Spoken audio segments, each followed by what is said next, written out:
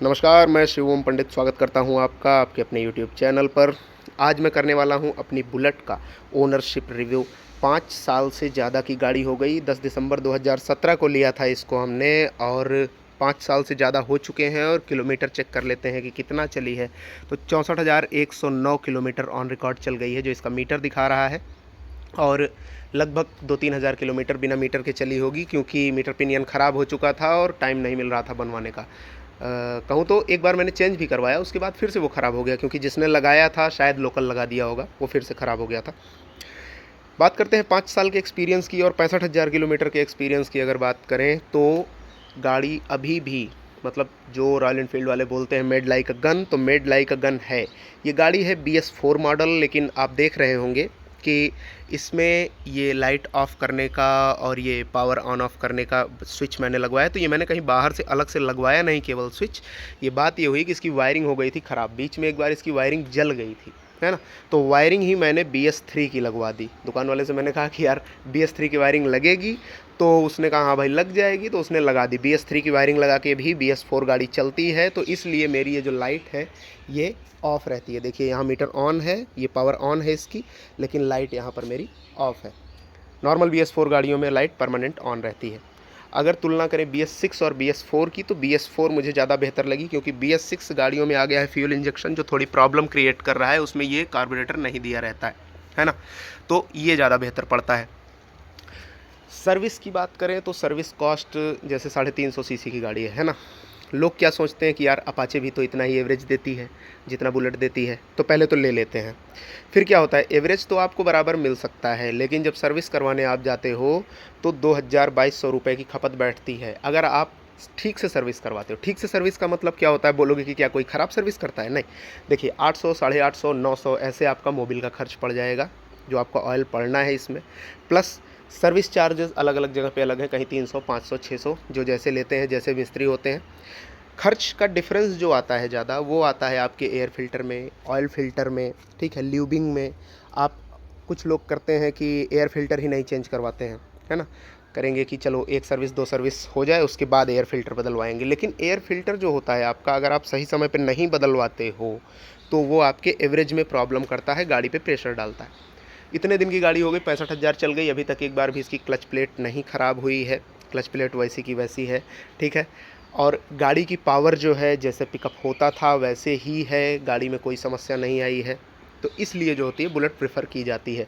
लेकिन अदर गाड़ियां जो सेम एवरेज देती हैं, केवल एवरेज के चक्कर में अगर लेना चाहते हैं तो ना लें। लेकिन अगर गाड़ी के पावर के लिए लेना चाहते हैं तो बिल्कुल लें। गाड़ी की टॉप स्पीड की बात करें तो 135-36 तक जाती है। कांटा तो 160 तक का दिया हुआ है, लेकिन सही सही जो हकीकत में जाती है 135-36 तक जाती है। अब कोई अगर तूफ़ानी हो 160 भी ले गया हो तो उसका मैं नहीं जानता, मैं इसकी बात कर रहा हूँ। 135-36 तक जाती है, ठीक है। साथ में यहाँ कोई फ्यूल मीटर नहीं दिया जाता था, BS4 तक में कोई फ्यूल मीटर नहीं दिया जाता था। ये एम्पियर मीटर है ना, जो बैटरी का बैलेंस आपका बताता है। साथ में आप देखेंगे कि फ्यूल टैंक जो है पर्याप्त मात्रा का रहता है, लेकिन एवरेज जो है, कुछ लोग कहते हैं कि मेरी तो 25 का ही देती है, मेरी 30 का ही देती है, मेरी 40 का देती है।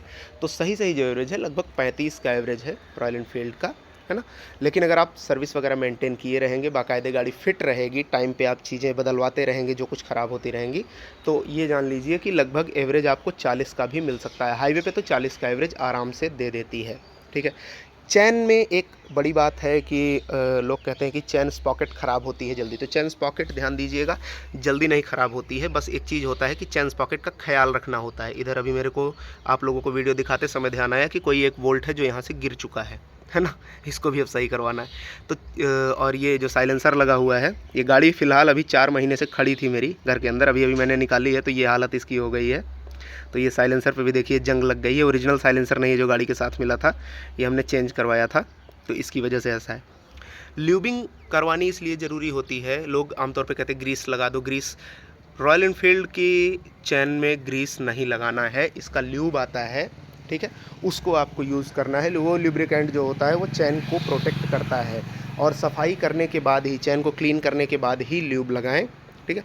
बाकी बेहतर है बाकी गाड़ियों से। हाँ, अब इस समय थोड़ी महंगी हो गई है, पहले 1,72,000 की थी जब मैंने ली थी, अब तो शायद 2.5 लाख रुपए से ऊपर निकल गई है। करंट रेट मुझको अभी का पता नहीं है, हाँ, बैटरी जो है ये भी एक ही बार बदली गई है अभी तक, 5 साल में एक ही बार बदली गई है, वो भी लास्ट मैंने 2 साल पहले बदलवाई थी गाड़ी की बैटरी।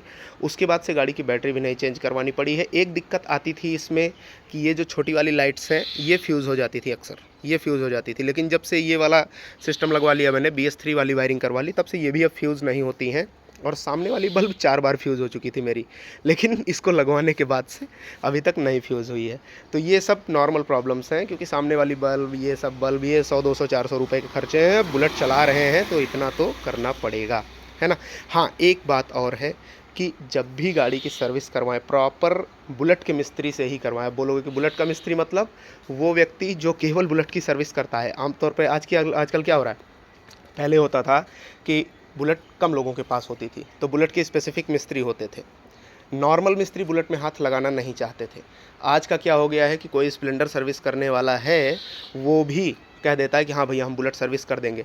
और फिर उनके साथ दिक्कत क्या होती है कि एक बार उन्होंने ये पहिया उतार दिया, अगला या पिछला कोई पहिया उतार दिया, तो ये तो ड्रम है, इसको भी एडजस्ट नहीं कर पाते हैं ढंग से। और इसकी बात छोड़ दीजिए, अगर गलती से इसको उतार दिया तो इसकी डिस्क एडजस्ट नहीं कर पाते हैं, फिर आवाज़ आती रहेगी, चलने में हार्ड रहेगी, फिर वो तमाम बहाने बताएंगे। और जब भी पार्ट्स लगवाने जाएं, अगर कोई भी मिस्त्री आपसे ये कहता है कि भैया ये वाला वायर तो स्प्लेंडर का डाल देंगे चल जाएगा, वो वाला CD100SS के नाम से आता है लेकिन सब में चलता है, तो उसके चक्कर में बिल्कुल ना पड़े।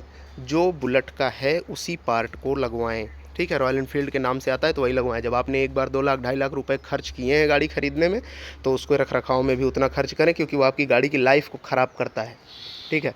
एक बार मुझसे ये गलती हुई है, ये क्लच का वायर जो है ये गलत समय पे टूट गया था मेरा, तो मिस्त्री ने कह दिया कि अरे भैया यही वाला लगवा लीजिए, तो मजबूरी में उस समय लगवाना पड़ा था।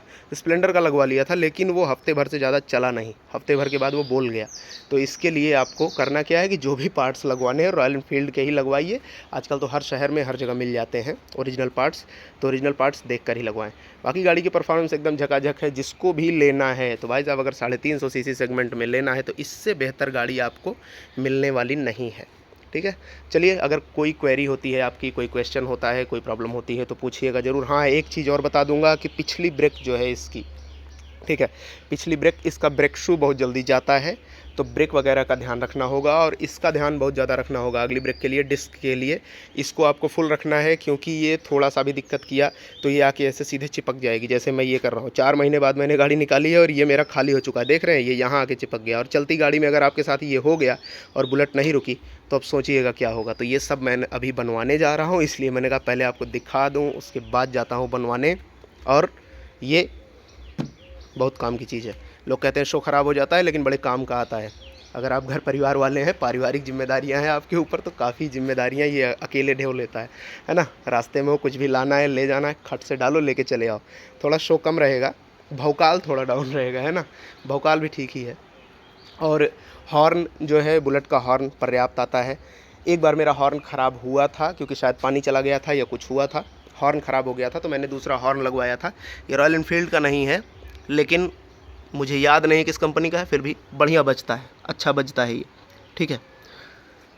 और कोई अगर आपको दिक्कत होती है, कोई प्रॉब्लम होती है या कोई क्वेश्चन है आपका, तो आप कमेंट में पूछ सकते हैं। मिलेंगे आप लोगों से अगले वीडियो में, तब तक के लिए जय हिंद।